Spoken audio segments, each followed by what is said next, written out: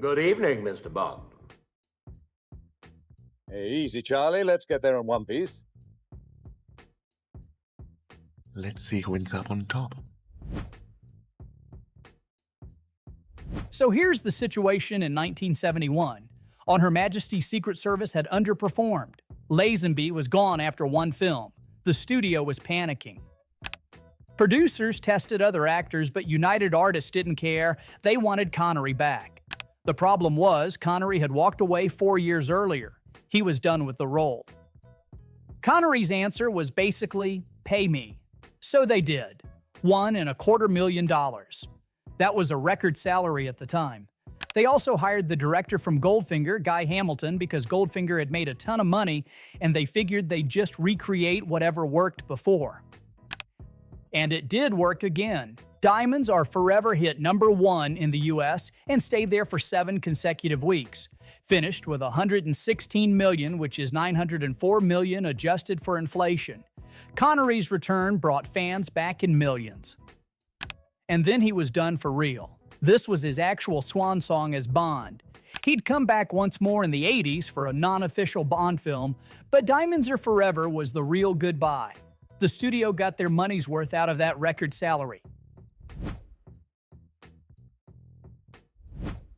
1978. Steven Spielberg has just made Close Encounters of the Third Kind. He goes to Bond producer Albert Broccoli and offers to direct the next Bond film. Broccoli says no. I don't know what that conversation looked like. Maybe Broccoli even regretted it later, but Steven Spielberg wanted to make a James Bond movie and they turned him down. Moonraker came out anyway in 1979 and it was massive. United Artists' widest opening ever at that point, $210 million worldwide on a $34 million budget. That's $914 million in today's money. It became the highest-grossing film United Artists had ever released, bigger than The Spy Who Loved Me. Part of that success was a character named Jaws. Richard Kiel played this giant with metal teeth in Spy Who Loved Me, and audiences loved him so much that Broccoli brought him back for Moonraker, even though he wasn't in the original novel. Jaws survives the movie and could have kept going, but they retired him for the next film, For Your Eyes Only. The box office dropped. Turns out people really liked the giant with metal teeth. Maybe Broccoli should have kept saying yes to things. By 2004, Bond was in trouble. Die Another Day had made money, but it was ridiculous.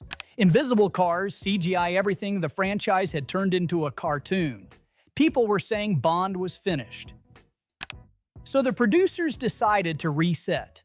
Go back to Fleming's original style. More grounded, less gadgets. They brought in Martin Campbell, the same director who'd done GoldenEye, to steer the reboot.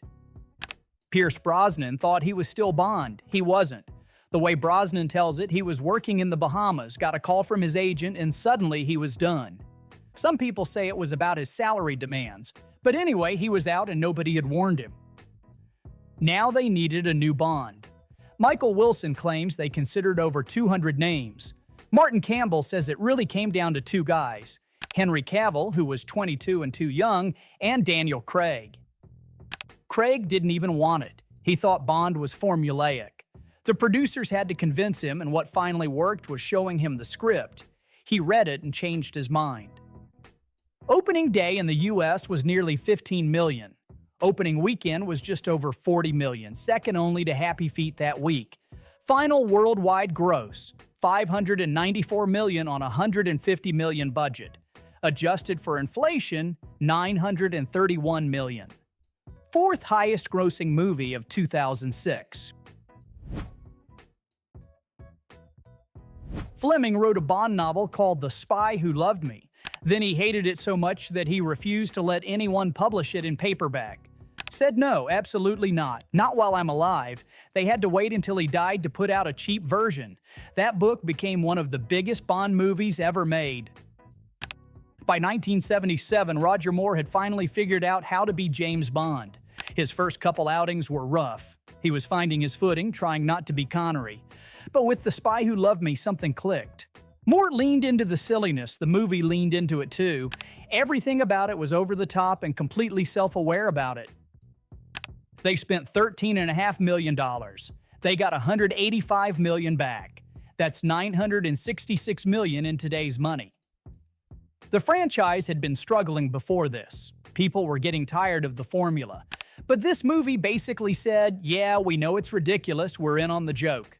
And audiences loved that. Moore later said this was one of his 2 favorite Bond films out of all of them. The other was For Your Eyes Only. By 1967, the spy movie craze had gotten out of control. Bond created a whole genre of imitators, and now those imitators were everywhere. That same year, there was actually a competing Bond movie. Columbia Pictures put out their own version of Casino Royale as a parody. You Only Live Twice still beat it 3 times over. Stayed #1 for 7 weeks, made $111 million, which is about $1 billion adjusted. But for the first time in the franchise, a Bond movie made less than the one before it. And behind the scenes, everything was falling apart. Sean Connery was done, 5 movies in, and he'd had enough. He wasn't even speaking to producer Albert Broccoli during filming. When the shoot wrapped, Connery walked away from the role that made him famous. Connery was gone for good this time. Broccoli and his partner tried to get him back, but he wasn't interested. So they started looking at American actors. Steve McQueen, Paul Newman, they even talked to Burt Reynolds. Reynolds said no, told them James Bond had to be British. Years later, he admitted that was one of the dumbest decisions he ever made. Called himself stupid for turning it down. So they went with Roger Moore, who had actually been on their list since Dr. No. Took them over a decade, but they finally got him. Live and Let Die is not one of the franchise's best movies. Moore was clearly still figuring out the character. He'd get better, but this wasn't his peak. Most people today know the film for the Paul McCartney song more than anything else. But none of that mattered, because audiences had to see the new guy. When you replace the most iconic actor in a franchise, everyone shows up to judge. Good or bad, they have to know. Live and Let Die cost $7 million to make. It brought in $161 million. That's $1.15 billion in today's money. Moore would go on to play Bond 6 more times, but his first time out, the box office wasn't about him being good. It was about everyone needing to see if this thing could work without Connery. Turns out it could. After Skyfall became the biggest Bond movie ever, Sam Mendes said he was finished. He'd done his Bond film, he was moving on to other projects. The studio would have to find someone else for the next one. A couple years went by, and then a script came together that brought back Spectre, the criminal organization from the Connery era, and Blofeld, Bond's most iconic villain. They wanted Christoph Waltz for the role, and they wanted Mendes back in the chair. Mendes said yes. He became the first director since John Glenn in the 80s to make 2 Bond films in a row. The studio gave him $300 million to make it happen. When the movie came out, the reaction was complicated. It made $880 million worldwide, which adjusts to $1.16 billion. Those are big numbers. But critics and audiences were underwhelmed. The consensus was that Waltz was underused, the movie ran too long, and it couldn't quite match what Skyfall had done. Before Goldfinger, Bond movies were still figuring out what they wanted to be. Dr. No was a solid thriller. From Russia with Love was a decent spy picture, but neither of them had cracked the formula yet. Goldfinger changed that. This was the first movie where James Bond felt like James Bond, the Aston Martin loaded with weapons and gadgets, a villain with a ridiculous plan and a ridiculous henchman. Multiple women, multiple locations, all the stuff we think of when we think of Bond. The budget was $3 million. That was considered a lot for 1964. Today it's about $30 million, which barely covers marketing on a modern blockbuster. Goldfinger made that $3 million back in 2 weeks.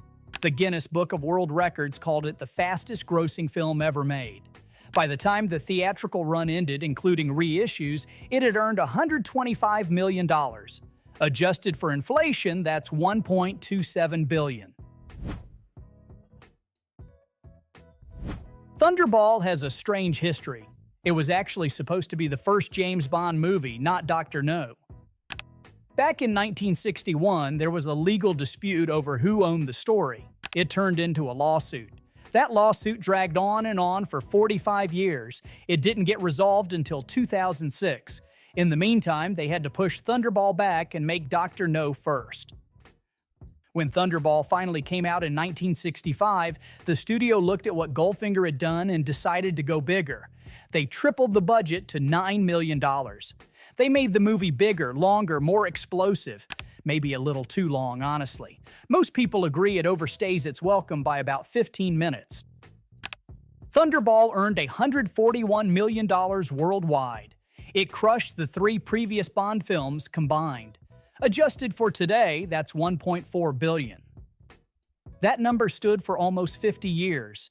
Every Bond actor who came after Connery tried to top it. Roger Moore couldn't do it. Timothy Dalton couldn't do it. Pierce Brosnan couldn't do it. Thunderball just sat there at the top of the adjusted list, year after year, waiting for someone to knock it down. It took until 2012 for that to finally happen. Development on Skyfall started in 2009. Then MGM, the studio that had been making Bond films since the beginning, nearly collapsed. They were facing bankruptcy. Everything stopped. For a full year, Skyfall sat frozen. There was no production. They just waited to see if MGM would survive. When the studio finally stabilized, they restarted the project and made a decision. They'd timed the release to hit the 50th anniversary of Dr. No. Sam Mendes came on to direct. He'd never done anything like this before. No action franchises, no blockbusters. He was known for American Beauty and Revolutionary Road. Hiring him for Bond was a gamble. Opening weekend in the UK, Skyfall earned £20 million. Second biggest Friday to Sunday opening in British history, right behind the final Harry Potter. By early November, it had already passed The Dark Knight Rises to become the UK's highest-grossing film of 2012. It also became the highest-grossing Bond movie ever released in Britain. In North America, it opened wider than any Bond film before it. The domestic total hit $304 million, which made it the 7th highest-grossing movie ever. It won Bond's first Oscar in 47 years. Adele's theme went platinum. Total worldwide gross, adjusted for inflation, is $1.52 billion. 50 years of Bond movies, 23 films, and Skyfall sits at the very top.